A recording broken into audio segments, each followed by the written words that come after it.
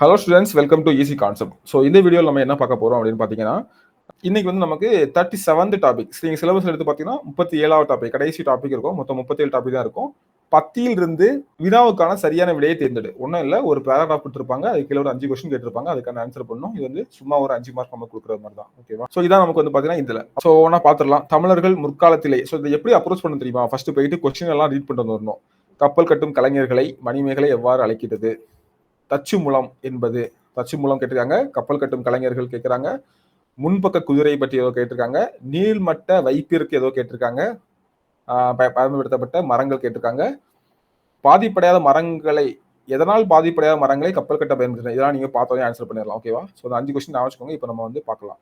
தமிழர்கள் முற்காலத்திலே கப்பல் கட்டும் கலையை நன்கு அறிந்திருந்தனர். கப்பல் கட்டும் கலைஞர்கள் கம்மியர் என்று அழைக்கப்பட்டனர். இது வந்து ஒரு கொஸ்டின் இருக்கா? இங்க இருக்குது கம்மியர். கரெக்டா?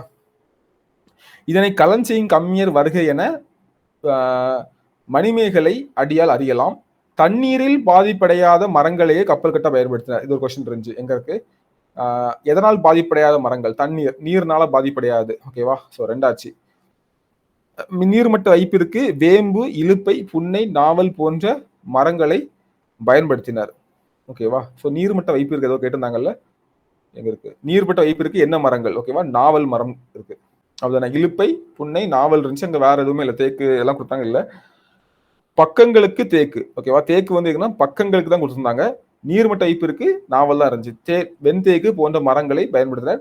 நீளம், அகலம், உயரம் ஆகியவற்றை தச்சு மூலம் என்னும் நீட்டல் அளவையால் அளவிட்டனர். ஓகேவா? அப்போ கேட்கிறாங்க, தச்சு மூலம் என்பது நீட்டல் அளவை. கரெக்டா? அடுத்தது, பெரிய படகுகளின் முன்பக்கத்தை யானை, குதிரை, அன்னம் முதலியவற்றின் தலையை போன்று வடிவமைப்பும் உண்டு. ஏதோ கேட்டிருந்தாங்கல்ல, எங்க இருக்கு? முன்பக்க குதிரை போன்று. ஓகேவா? ஸோ குதிரை போன்று வடிவமைப்பது எவ்வாறு அழைக்கப்பட்டது? அப்ப அடுத்த வாரம் நினைக்கிறேன். இப்படி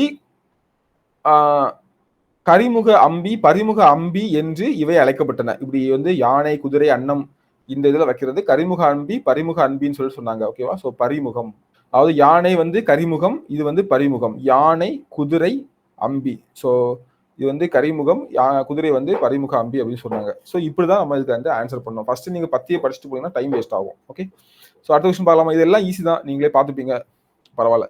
நலமான உடலுக்கு எத்தனை வேளை சிற்றுண்டி உண்ண வேண்டும்? இரவெல்லாம் வெற்று குடலுடன் இருந்த உடலுக்கு எவ்வகை உணவு வந்து சிறந்தது? உணவில் அதிக அளவு சேர்க்க வேண்டியவை எவை? தவிர்க்க வேண்டிய உணவு. ஓகே, அதிக அளவு சேர்க்க வேண்டியது, தவிர்க்க வேண்டியது. உடல் நலம் பேணும் வழிமுறைகள் ஒன்று. வெற்று குடலுடன் இருந்த உடலுக்கு எவ்வகை உணவு? நலமானதுக்கு எத்தனை சிற்றுண்டி? நலமான உடலுக்கு 2 வேளை சிற்றுண்டி. ஓகேவா? வந்துச்சா? ஓகே, ஒருவேளை நிறைவான உணவும் போதுமானது. காலை உணவை தவிர்த்தல் கூடாது. இரவெல்லாம் வெற்று குடலுடன் இருந்த உடலுக்கு குளிர்ச்சியான உணவு மிகவும் நல்லது. எங்க இருக்குது? இரவு எல்லாம் வெற்று குடலுடன் இருந்த உடலுக்கு குளிர்ச்சியான உணவு சிறந்தது. மதிய உணவில் காய்கறிகள், கீரைகள் ஆகியவை அதிக அளவு சேர்த்து கொள்ள வேண்டும். அரிசி உணவை அளவாக உண்ண வேண்டும். மிகுந்த காரத்தையும் உப்பையும் தவிர்க்க வேண்டும். இது கேட்டிருந்தாங்க இல்லையா? எங்க இருக்கு? அதுக்கு முன்னாடி இதுவும் கேட்டிருக்காங்க.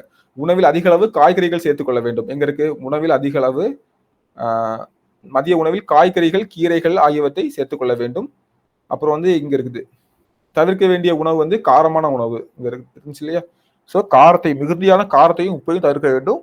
சரியான நேரத்துக்கு உணவை உட்கொள்ள வேண்டும். இரவு எளிமையான உணவை எடுத்துக்கொள்ள வேண்டும். இவையே உடல்நலம் பேணும் வழிமுறைகள். அப்ப சரியான நேரத்துக்கு உணவை உட்கொள்ள வேண்டும். இங்க இருக்கு, உடல்நலம் பேணுவதற்கான வழிமுறைகள், சரியான நேரத்துக்கு உணவை உட்கொள்ள வேண்டும். ஸோ இப்படிதான் வந்து ஆன்சர் பண்ணணும். ஓகேவா? ஸோ நெக்ஸ்ட், காமராஜரின் வீட்டுக்குள் நுழைய முயன்றவர்கள் யாருன்னு கேட்டிருக்காங்க. இந்நிகழ்வு சிறுவனது எப்பண்பை விளக்குகிறது? மறுநாள் குழந்தை வந்ததும் காமராஜர் மனம் என்ன பண்ணாருன்னு கேட்கிறாங்க. சிறுவனும் சிறுமியும் எதற்காக காமராஜர் வீட்டுக்கு வந்தனர்? காமராஜர் செய்த உதவி யாது? ஓகே, ஆன்சர் பண்ணிடலாமா? காமராஜர் வீட்டுக்குள் ஒரு சிறுவனும் அவனுடைய தங்கையும் நுழைய முயன்றனர். அப்போ காமராஜர் வீட்டுக்கு நுழைய முயன்றவர்கள் சிறுவன், சிறுமி. ஊழியர்கள் அவரை தடுப்பதை காமராஜர் கவனித்தார். உடனே அவர்களை உள்ளே அழைத்தார். யாரை பார்க்க வந்தீங்க என்று அன்புடன் வினவினார். எங்க அண்ணனுக்கு தேர்வு கட்ட அம்மாவிடம் வசதி இல்லை, உங்களை பார்த்தால் என்று கூறி முடிப்பதற்குள் அம்மா அனுப்பிவிட்டாரா என்று காமராஜர் கேட்டார். இல்லை, நாங்களாக தான் வந்தோம் சொன்னாங்க. சோ இப்ப பார்க்கலாம் அந்த கொஸ்டினுக்கு. அங்க இருக்கு, சிறுவனும் சிறுமியும் எதற்காக காமராஜர் வீட்டுக்கு வந்தனர்? தேர்வுக்கு பணம் கட்டுறதுக்காக. கரெக்டா? சோ இப்போ இங்க வந்தாச்சு. அம்மா அப்பளம் போட்டு வீடு வீடாக கொண்டு சேர்த்து வருவாங்க. அதில் வரும் வருமானம் வச்சுதான் எங்களை படிக்க வைக்கிறாங்க என்று குழந்தைகள் கூறினர். அதை கேட்டதும் மாடி ஏறி சென்று பணத்தை கொண்டு வந்து கொடுத்தார். மறுநாள் குழந்தைகள் இருவரும் காமராஜை தேடி வந்தனர். ஐயா, தேர்வுக்கு பணம் கட்டியாச்சு, இந்த ரசீதை அம்மா உங்களிடம் காட்டி வர சொன்னாங்க என்றார். காமராஜர் மனம் நெகிழ்ந்தார். ஓகேவா? சோ இது வந்து உங்களுக்கு ஞாபகம் இருக்கும். இப்போ வந்து பாத்தீங்கன்னா, இது சிறுவனது எப்பண்பை விளக்குகிறது. நேர்மை அப்படிதானே? சோ உண்மையாவே வந்து காசுலாம் வாங்கிட்டு போனான் அப்படின்ற நேர்மையை குறிக்குது. காமராஜர் மனம் நெகிழ்ந்தார். இதுவும் இருந்துச்சு இல்லையா? சோ அடுத்து வந்து காமராஜர் செய்த உதவியாது பணத்தை கொடுத்தார். அவ்வளவுதான். இது வந்து ரீட் பண்ணாலே நீங்க வந்து ஈஸியா போட்டுக்கலாம். இதெல்லாம் பெரிய விஷயமே இல்லைங்க. ஈஸியான இது எல்லாமே. ஓகே. சோ அடுத்தது திருநெல்வேலி பகுதியை வளம் செழிக்க செய்யும் ஆரியாது. இதெல்லாம் ஜிகே கொஸ்டின் மாதிரி ஆன்சர் பண்ணிடலாம். இரட்டை நகரங்கள் எவை? திருநெல்வேலி, பாளையங்கோட்டை. அதுதான் தென்னிந்தியன் ஆக்ஸ்போர்டு, பாளையங்கோட்டை. இதெல்லாம் ஸ்கூல் புக்ல உள்ளது. இதெல்லாம் தெரிஞ்சது. ஓகேவா? ஸோ பாளையங்கோட்டையில் அதிக அளவில் என்ன இருக்குது? அதனால தான் ஆக்ஸ்போர்ட் சொல்றாங்க. ஸோ பார்க்கலாம். திருநெல்வேலி பகுதியை வளம் செழிக்க செய்யுமாறு தாமிரபரணி. ஆன்சர் பண்ணியாச்சா? தாமிரபரணி. தாமிரபரணி ஆற்றின் மேற்கு கரையில் திருநெல்வேலியும் கிழக்கு கரையில் பாளையங்கோட்டையும். இது ஒரு கொஸ்டின் கேட்டிருந்தாங்க. அப்படிதானே? கிழக்கு கரையில வந்து பாளையங்கோட்டை, மேற்கு கரையில வந்து பாத்தீங்கன்னா திருநெல்வேலி வந்து இருக்குது. ஓகே.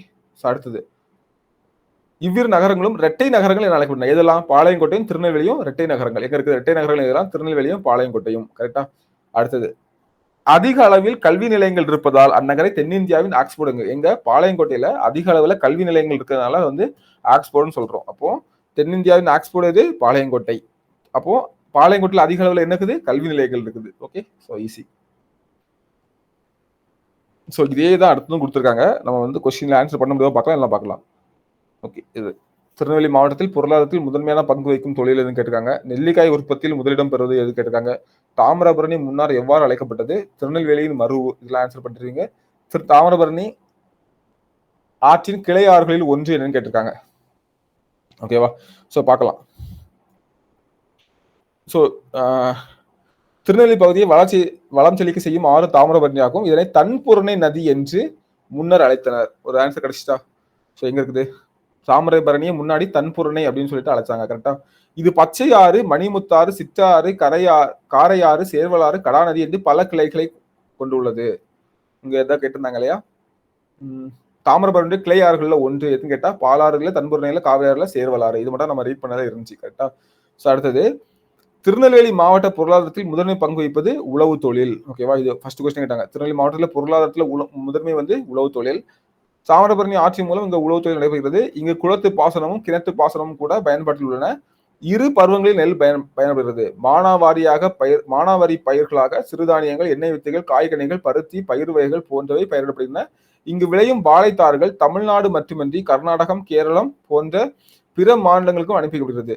நெல்லிக்காய் உற்பத்தியில கேட்டிருந்தாங்கல்ல, தமிழகத்தின் நெல்லை மாவட்டமே முதலிடம் வைக்கிறது. இங்க இருக்குது நெல்லிக்காய் உற்பத்தியில வந்து திருநெல்வேலி மாவட்டம் தான் முதலிடம்.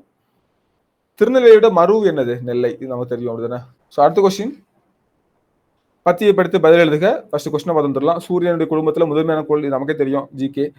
பண்டைய தமிழர்கள் சூரியன் முதலான 9 கோள்களை என்னன்னு சொல்லி அழைத்தாங்க அப்படின்றது. புதன் கோளுக்கு வழங்கப்படும் பெயர் என்ன? வானில் பெரிய கோளாக வலம் வருவது எது?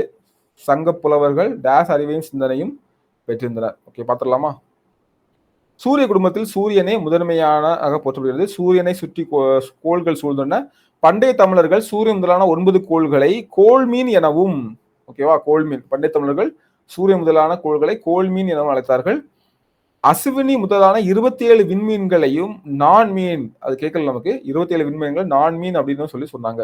ஒவ்வொரு கோளுக்கும் காரண பெயரிட்டாங்க. செந்நிறமுடைய கோளை செவ்வாய் என்றனர். புதிதாக அறிந்ததுதான் புதன் என்றனர். இக்கோளுக்கு அறிவன் எனும் பெயரும் உண்டு. வியா என்றால் பெரிய என பொருள்படும். வானில் பெரிய கோளாக வலம் வருவதனை வியாழன் என்றால் இது கேட்டிருந்தாங்க. வானில் பெரிய கோளாக வலம் வருவது வியாழன். அதே மாதிரி புதனும் வந்து கேட்டிருந்தாங்க. புதன் கோளுக்கு வேற ஒரு பேருனா அறிவன் அப்படின்னு கேட்டிருந்தாங்க. கரெக்டா? அடுத்தது எங்க இருக்கு? அறிவன் என்ற பெயரும் உண்டு. வியாழனா பெரிய அர்த்தம். வானில் பெரிய கோளாக வலம் வருவதற்கு பார்த்துட்டோம். வெண்மை நிறையுடையது வெள்ளின்னு சொன்னாங்க. இவை அனைத்தும் சங்க புலவர்களின் வானியல் அறிவையும் சிந்தனையும் புலப்படுத்துகிறது. எங்க இருக்கு? சங்க புலவர்களின் வானியல் அறிவையும் சிந்தனையும் பெற்றிருந்தனர் அப்படின்னு சொல்றாங்க. ஓகேவா? இதுல வந்து சூரிய குடும்பத்தில் முதன்மையான கோள் வந்து புதன். இப்படிதான் இதுக்கு வந்து ஆன்சர் பண்ண வேண்டும். ஆக்சுவலா பாத்தீங்கன்னா இது புதனா அப்படின்றது புதனான கோள்னா கரெக்ட் தான். ஆனா வந்து இந்த பத்திப்படி வந்து சூரிய குடும்பத்துல சூரியன் தான் வந்து முதன்மையாக போற்றப்படுகிறது அப்படின்னு வந்துச்சு. ஓகேவா? ஸோ அந்த ஒன்னையும் பார்த்துக்கோங்க. ஆக்சுவலாக தப்பு தான் வரணும் இவங்க கான்செப்ட் படி. ஆனால் இவங்க வந்து கரெக்டாக கொடுத்துருக்காங்க. ஓகே. பத்தியை படித்து விடையளிக்கவும். 1000 யானைகளை போரில் கொண்டு அரசனுக்கு பாடப்படுவது பரணி. நமக்கு நல்லாவே தெரியும். போருக்குரிய தெய்வம் யாருங்க? காளி, கொச்சவை. ஓகேவா? அமர்னா போர், இதுவும் தெரியும். 96 90 பிளஸ் 6 இதுவும் தெரியும். பரணி இலக்கியம் பாடுதல் வந்து யாரு ஃபேமஸ்? ஜெயங்கொண்டார். ஸோ நம்ம வந்து ரீட் பண்ணியே கண்டுபிடிச்சிடலாம். இதெல்லாம் நமக்கு வந்து படுத்து 1000 யானைகளை போரில் வந்து அரசனுக்காக பாடப்படும் இலக்கியம் வகை தான் பரணி. கரெக்டா? ஸோ ஃபர்ஸ்ட் கொஸ்டின் வந்து அதான். 1000 யானைகளை போரில் வந்து வென்றதற்காக பாடப்படுவது. என்ன சொல்லுவாங்கன்னா, ஆணை 1000 அமரிடை வென்ற மாணவனுக்கு வகுப்பது பரணி என்பது பரணி இலக்கணம். இவ்விலக்கியம் 96 சிற்றிலக்கிய வகைகள் ஒன்று. அரசர்கள் இருவருக்கிடையான போரில் தோற்ற அரசனது நாட்டின் பெயரால் பரணி பாடப்படும். போருக்குரிய தெய்வமாக காளியை கருதுவர். ஓகேவா? ஸோ காளி. அப்புறம் பரணி இலக்கியங்கள் மிக சிறந்த கையெழுத்து பரணி. போரில் குலோத்துங்க மன்னன் கைநாட்டு மன்னன் தோற்று போனான். ஆனால் கலிங்கத்த பரணி பெயர் சூட்டப்பட்டது. இது ஜெயங்கொண்டாரால் பாடப்பட்டது. இதுவும் இருக்கு. ஓகேவா? மீதி 2 கொஸ்டின் எக்ஸ்ட்ரா கொஸ்டின். ஜெயங்கொண்டால் வந்து ஓகே. 96 90 பிளஸ் 6. அதே மாதிரி அமர்னா போர். இது எங்க இருக்கும்? இங்க இருக்கு. ஆணை 1000 அமரிடை வென்ற. ஓகேவா? யானைகளை 1000 யானைகளை, அதான் வந்து இதோட மீனிங். போரில் ஓகேவா அமர்ல வென்ற அரசனுக்காக மாணவனுக்கு வகுப்பது பரணி. ஓகேவா? ஸோ அப்போ வந்து அமர்னா போர்னு அர்த்தம். இதை மட்டும் நீங்க பாத்துக்கணும். அமர்னா போர். ஓகேவா? ஸோ நெக்ஸ்ட், தொடர்ச்சியாக வெள்ளத்தாலும் வறட்சியாலும் வளமை இழந்த மாவட்டம் எது? ஓகே பாத்துக்கோங்க. சார் ஆதர் காட்டனை எந்த பணியில வந்து நியமிச்சாங்க பாத்துக்கோங்க. கல்லணையின் கட்டுமான உற்பத்தியை கொண்டு கட்டப்பட்ட அணை என்னன்னு பாத்துக்கோங்க. இந்திய நீர்ப்பாசன தந்தை யாருன்னு பாத்துக்கணும். பழந்தமிழரின் அணை கட்டும் திறமையும் பாசன மேலாளையும் மக்களுக்கு எடுத்துக்கூடியவர் யாருன்னு பாத்துக்கணும். ஓகேவா?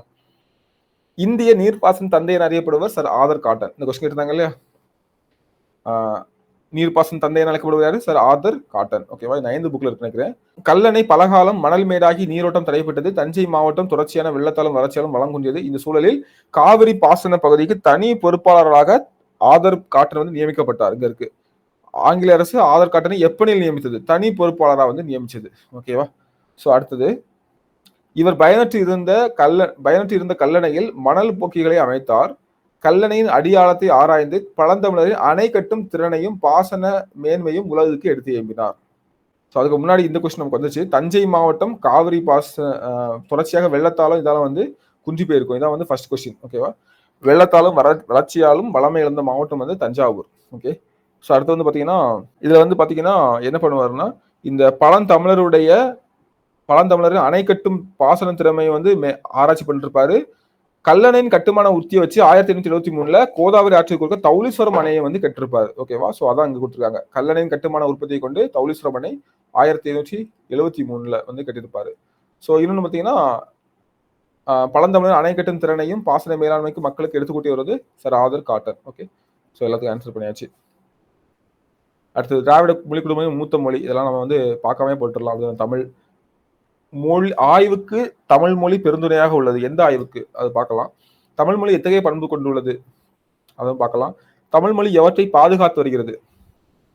தமிழ் மொழி எதில் மாறுபடாமல் உள்ளது? ஓகேவா? ஸோ ரீட் பண்ணலாம். எல்லா லைன்லையும் ஆன்சர் பண்ணி. திராவிட மொழி குடும்பத்தின் மூத்த மொழியாக திகழ்கின்றது தமிழ். ஓகேவா? ஆன்சர் பண்ணியாச்சு. ஓகே. பிற திராவிட மொழிகளை விட ஒப்பியல் ஆய்வுக்கு பெருந்துணையாக உள்ளது. ஒப்பியல் ஆய்வுக்கு எந்த ஆய்வுக்கு கொஸ்டின்ஸ்ல எந்த ஆய்வுக்கு தமிழ் மொழி பெருந்துணையாக உள்ளது? ஒப்பியல் ஆய்வுக்கு. ஓகே. ஸோ அடுத்தது பார்த்தீங்கன்னா, தமிழ் மொழி மூல திராவிட மொழியின் பண்புகள் பலவற்றையும் பேணி பாதுகாத்து வருகிறது. இதுவும் கேட்டிருந்தாங்க. தமிழ் மொழி எவற்றை பாதுகாத்து வருகிறது? மூல திராவிட மொழிகளின் பண்புகளை வந்து பாதுகாத்து வருது. அடுத்து வந்து பாத்தீங்கன்னா, அத்துடன் தனித்தன்மை மாறுபடாமல் காலந்தோறும் தன்னை புதுப்பித்துக் கொள்ளும் பண்பு கொண்டதாகவும் தமிழ் மொழி விளங்குகிறது. ஓகேவா? ஸோ வந்து தமிழ் மொழி எத்தகைய பண்பு கொண்டுள்ளது? புதுப்பித்தல். இன்னொன்று வந்து தமிழ் மொழி எதுல தனித்தன்மையில வந்து மாறுபடாம காலந்தோறும் தன்னை வந்து புதுப்பிச்சுக்கிறது. ஸோ இப்படிதான் ஆன்சர் பண்ணணும். ஸோ இதெல்லாம் சின்ன பத்தி தான். இதெல்லாம் நம்ம படிச்சுட்டு ஆன்சர் பண்ணிடலாம். ஸோ இதான் உங்களுக்கு வந்து என்ன க்ளூ என்ன வந்து இப்படிதான் நீங்க வந்து பண்ணணும் அப்படின்றது. இசைக்கருவிகள் தோல் கருவி, நரம்பு கருவி, காற்றுக்கருவி, கஞ்சக்கருவி என 4 வகைப்படும். இது கண்டிப்பா இருக்கும். இசைக்கருவிகள் எத்தனை வகைப்படும்? இருக்கா? 4 வகைப்படும். ஓகே. விலங்குகளின் தோலால் மூடப்பட்டு செய்யப்படும் கருவிகள் தோல் கருவிகள் எனப்படும். இதுவும் இருக்கும். விலங்குகளின் டேஸால் மூடப்பட்டு செய்யப்படும் கருவிகள் தோற்கருவிகள். ஓகேவா? தோலால் மூடப்பட்டு செய்யும் தோற்கருவிகள். ஏன் சொன்னா மொத்தமே 5 லைன் தான் இருக்கு. 5 கொஸ்டின் கேட்கணும். ஒவ்வொரு லைன்ல ஒரு கொஸ்டின் இருக்கும். நரம்பு அல்லது தந்திகளை உடைய நரம்பு கருவிகள் எனப்படும். எங்க இருக்கு? நரம்பு கருவிகள் வந்து தந்திகளை உடையவையா இருக்கும். நரம்பு இருக்கும், தந்திகள் இருக்கும்.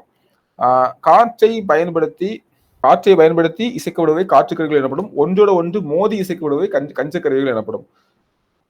ஒன்று மோதி இசைக்கப்படுவை கஞ்சக்கருவிகள், காற்றை பயன்படுத்தி காற்றுக்கருவிகள். மொத்தமே 5 பாயிண்ட் 5 கொஸ்டின் கேட்டாங்க. ஓகேவா? ஸோ இதுவும் நம்ம வந்து ரீட் பண்ணிடலாமா? ஒவ்வொரு லைனா ரீட் பண்ணி பார்க்கலாமா? ஒரு 2 லைனா ரீட் பண்ணி பார்க்கலாம்.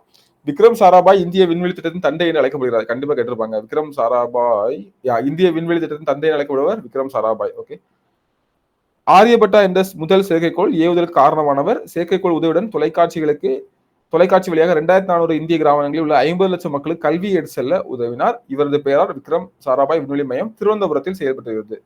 விக்ரம் சாராபாய் விண்வெளி மையம் எங்க செயல்பட்டுறது? திருவனந்தபுரத்தில் வருது. ஓகேவா?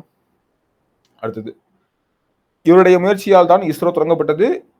டாக்டர் அப்துல் கலாம் 11வது குடியரசுத் தலைவராக பணியாற்றிய இந்திய அறிவியலாளர் கேட்டிருந்தாங்க. இந்தியாவின் 11வது குடியரசுத் தலைவராக பணியாற்றிய இந்திய அறிவியலாளர் வந்து யாரு? டாக்டர் அப்துல் கலாம். ஓகே. அடுத்தது, தமிழ்நாட்டின் ராமேஸ்வரத்தை சேர்ந்தவர். ஏவுகணை ஊர்தி தொழில்நுட்ப வளர்ச்சியில் கலாம் காட்டிய ஈடுபாட்டினால் அவர் இந்திய ஏவுகணை நாயகன் என்று போற்றப்படுகிறார். ஓகேவா? ஏவுகணை நாயகன் இதுலதான் கேட்டிருப்பாங்க. இந்தியாவின் உயரிய விருதான பாரத ரத்னா பெற்றவர். தம் கல்வியை தமிழ் வழியில் கற்றவர். ஓகேவா? பார்க்கலாம். அந்த 3 பாயிண்ட் நான் வச்சுக்கோங்க. ஏவுகணை நாயகன் தம் பள்ளி கல்வி எதுல படிச்சார்? தமிழ் வழியில படிச்சார்.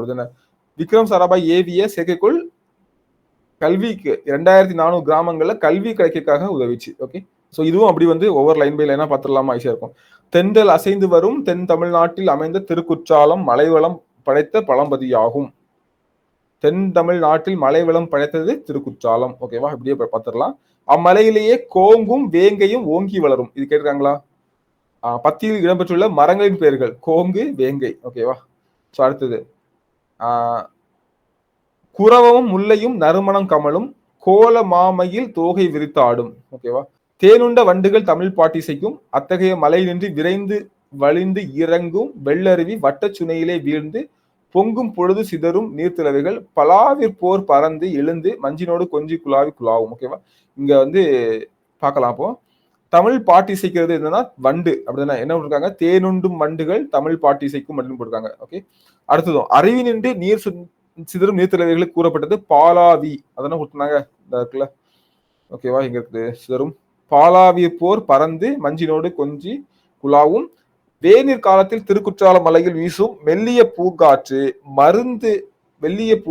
மருந்து செடி கொடிகளின் நலனை கவர்ந்து வருதலால் நலிந்த உடலை தேற்றும். எங்க இருக்கு? இங்க இருக்கு. பத்தியில் இடம்பெற்றுள்ள மலர்களின் பேர் குரவும் முல்லையும் பார்த்தோம். அப்படிதானே? ஸோ இவ்வளவுதான் வந்து இதுல கொடுத்துருக்காங்க. So again is easy one. So இது வந்து நம்ம எப்படி பார்க்கலாம்? கொஸ்டின் பார்த்துட்டு பார்க்கலாமா?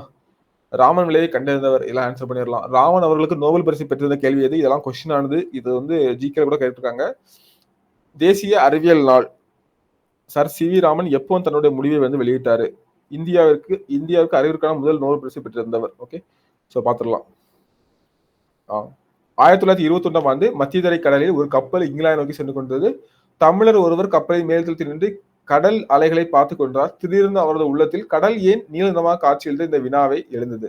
அவினா அவரை உறங்க விடவில்லை. இங்கிலாந்து பயணம் முடித்து இந்தியா திருப்பினார். பிறகு பாதரச ஆய்வு விளக்கு, பென்சின் நிறமலை காட்டி ஆகியவற்றுடன் தமது ஆய்வை தொடங்கினார். ஓகே.